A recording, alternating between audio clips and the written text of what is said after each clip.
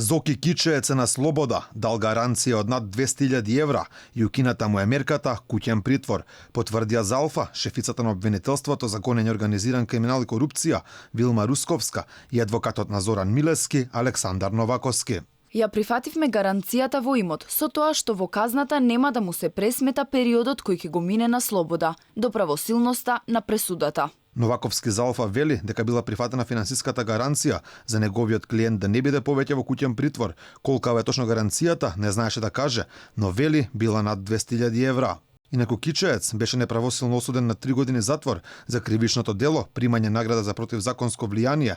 За сега тој е единствен осуден за рекет, откако на стартот на судскиот процес го призна делото. Милевски досега во затворот во Шутка и во куќен притвор мина речиси 9 месеци, кои ќе му бидат пресметани во затворската казна, која ќе треба да отслужи по правосилноста на пресудата. Тоа значи дека Кичеец во затвор ќе треба да мине уште 2 години и 3 месеци. Случајот рекет, кој се уште е во тек, дигна многу прашина во јавноста. Во судските клупи за изнудата на пари од Орце Камчев се уште се Бојан Јовановски, познат како Боке 13, и поранешната шефица на СЈО Катица Јанева.